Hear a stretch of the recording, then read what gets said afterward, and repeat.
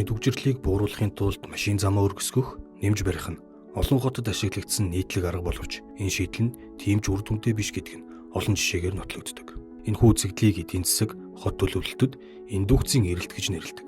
Энэ нь замын багтаамжийг нэмэгдүүлэх үед шин замаар дамжин явахыг хүсэх машины тоо нэмэгддэг тул түгжрэл буурахгүй, харин ч нэмэгдэж болзошгүй гэдэг онол юм. Замын хүчин чадлыг нэмэгдүүлэх нь эхний үед хөдөлгөөний урсгалыг сайжруулж түгжрлийг бууруулдаг мэт санагддаг. Гэвч дараах шалтгаануудын улмаас автомашины хөдөлгөөн улам нэмэгддэг байна. Зам өргөснөөр иргэд замын түгжрэл багассан гэж үзэн автомашин ашиглахыг илүүд үзэж эхэлдэг, сэтгэл зүйн нөлөө үүсдэг. Мөн өмнө түгжрлээс зайлсхийхийн тулд зорчдоггүй байсан иргэд шинээр автомашинаар зорчиж эхэлнэ. Нийтийн тээвэр дугуй эсвэл явган зорчилтоос илүү автомашин сонгох хандлага нэмэгдэж эхлэх ба нийтийн тээврийн хүртээмжийг сайжруулахад хөрөнгө оруулалт дутмагшиж эхэлдэг нь түүх болон эдийн засгийн онолт үдийгүй практик дээр нотлогдсон байдаг. Мөн замаа дагаад хүмүүс аслагдсан газарт амьдрах боломжийг нэмэгдүүлдэг. Энэ нь хүмүүсийн аж амьдралын байршлыг өөрчлөхөд нөлөөлдөг. Хотын захын хорооллууд өргөжих эерэг тал ажиглагдаж болох ч ажил төрөл, төрийн болон нийгмийн үйлчилгээний хэрэгцээ хотын төвөөр байсаар байх учраас урт зам тулж ажил амьдралаа заалгуулдаг иргэдийн тоо нэмэгддэг байна. Үүнийг товчхондоо индукцийн эрэлт гэж хэлээд байгаа юм. Индукцийн эрэлтийг дутуу тооцсон эсвэл бүр энэ талаар тооцоолж бодоогүйгээс болж замын түгжирлийн нуухыг авах гэд нүдийг нь сохлох төгссөн тохиолдол цөөнгүй бий. Тэдгээрийн заримыг жишээ болгон татъя. Лос Анжелес, Америк нэгдсэн улс. Холбооны авто замын 405 дугаар замын төсөл 2008 онд эхэлж 2014 онд дууссан төсөл. Лос Анжелес хотын захиргаа, Калифорни мужийн тээврийн газар холбооны замын захиргааны хамтран хэрэгжүүлсэн энэ төсөл 1.6 тэрбум $аар замыг өргөдгөн 16 км урттай хэсгийг өргөн зурвастай болгосон байна. Үүний үр дүнд тухайн зам болон ойролцоох нөлөөлөл бүхий замын хэсгүүдийн зорчих хугацаа өглөөний оргил үед 10%-аар удааширч, зарим бүсэд бүр 35%-аар удааширчээ. Үүний гол шалтгаан нь хүмүүс зам өргөссөн тул илүү их машин унаж эхэлсэн явдал байлаа. Хьюстон, Америк нэгдсэн улс.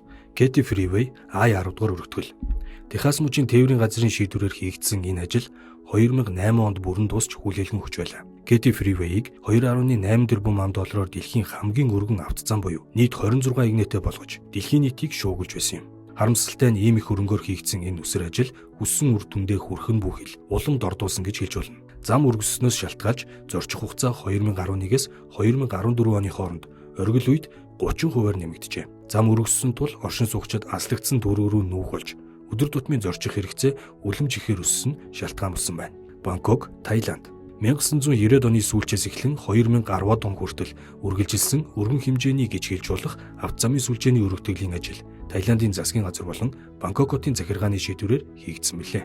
1990-ад оны үед замын түгжрэл маш өндөр хэмжээнд очиж, үүнээс гарах гарц нь автозамын сүлжээний багтаамжийг нэмэгдүүлэх гэж тухайн үедээ үзэж байсан байна. Төслийн хүрээнд маш олон замыг өргөтгөж, шингүүр, хурдны зам, давхар замуудыг барьсан. Үүний үр дүнд хотын төвөөс аслагдсан орон сууцны бүсүүд нэмэгдэж, нийтийн тээврийн систем хангалтгүй байснаас хүмүүс илүү их хувийн автомашин ашиглаж эхэлсэн байна. Зам өргөтгсөн ч зам дээрх тээврийн хэрэгслийн тоо хэд огцом гэж хэлж болохоор өсч, түгжрэл 1990-ад оны хосож ихссэн сүрг үр дүн гарчээ. Бээжин, Хятад 5 дугаар дөрөг замын хойд хэсгийн өргөтгөл 2006 онд эхэлж 2010 онд дууссан. Энэ төсөл нь хотын тойрог замын урсгалыг сайжруулах зорилготой байлаа. Үүний тулд Бээжин хотын 5 дугаар тойрогт олон игнээ зам нэмсэн байна. Үр дүнд нь замын ачаалал буураагүй. Харин ч нэмэгдэж, эцэстээ хотын захиргаа автомашины дугаарын хязгаарлалт, нийтийн тээврийн сүлжээг сайжруулж, метроны шин шугам зэрэгт хөрөнгө оруулалт хийх шийдвэр гаргаж байжээ. Замын түгжрлийг бууруулахын тулд илүү хүн төвтэй шийдлүүд нэвтрүүлж, замын хөдөлгөөнийг өөрчилж хүмүүсийн аюулгүй байдал, амьдрах орчны чанарт илүү анхаарч зохион байгуулалт хийсэн хотууд бас бий. Жишээлбэл Солонгосын нийслэл Сөүл хотод 2003-аас 2005 оны хооронд Чонгичон голыг сэргээх зорилгоор хуучин хурдны замыг буулгаж, явган хүний болон амралтын бүсүүдийг байгуулсан. Мөн ногоон байгууламжуудыг нэмж, дугуйн замыг бий болгосон тухайн бүс нутгийн хөдөлгөөний төвөгжрөл буурч, орчны агаарын чанар сайжирчээ. Голын эргэн тойронд явган зорчигч болон оршин суугчдын тоо нэмэгдэж, бизнесүүдийн ашиг орлого өссөн эерэг үзүүлэлтүүд бий болсон байна. Колумбийн нийслэл Богота хотод 1974 онд эхэлж, өнөөг хүртэл үргэлжлэн хэрэгжиж байгаа Ciclovia буюу автомашингийн өдрүүд нь хотын гол замууд болох нийт 120 км замыг 7 хоног бүрийн нэм гараг мөн бусад тэмдэглэлт амралтын өдрүүдээр хааж зөвхөн явган зорчигч болон дугуйтай зорчигчид хөдөлгөөнд оролцох боломжийг нээж өгдөг байна. Үр дүнд нь иргэдийн амьдралын эдвэх нэмэгдэж, хөдөлгөөнд оролцох орон зай өргөжсөн. Автомашингийн өдрүүд нь хүмүүсийн нийгмийн харилцааг маш ихээр сайжруулжээ. Австралийн Мельбурн хотод 1994-өөс 2000 он хүртэл хотын төвийн явган хүний замын өргөтгөлийн ажлыг хийжээ. Хотын төвийн замуудын хажуугаар явган хүний өргөн замууд байгуулж зогсоолын зайг багасгасан байна. Хотын төвийн олон замыг явган зорчигчид болон нийтийн орон зай зориулан хааж, гудамж талбайг олон нийтийн хэрэгцээнд нийцүүлэн тохижуулжээ. Ингэснээр явган зорчигчдын аюулгүй байдал нэмэгдэж, дэлгүүр, ресторан зэрэг жижиг бизнесүүдийн ашиг орлого өссөн бөгөөд тухайн бүс нутгийн ойролцоох автозамуудын ачаалалж мэдэгдгүүц буурсан байна. Испани Барселон хотод тодорхой эсгүүдийг суперблок хэмээн нэрлэж, автомашины хөдөлгөөнийг хязгаарлаж, зөвхөн оршин суугчид, явган хүн, дугуйтай зорчигчдод ашиглах орон зай болгон хувиргажээ. Ингэснээр зөвхөн суперблокуудаар зогсохгүй, ойролцоох эсгүүдийн оршин суугчдын амьдралын чанар дээшилж, агаарын бохирдол болон дуу чимээ багассан байна. Мөн явган болон дугуйн хөдөлгөөн эрс нэмэгджээ.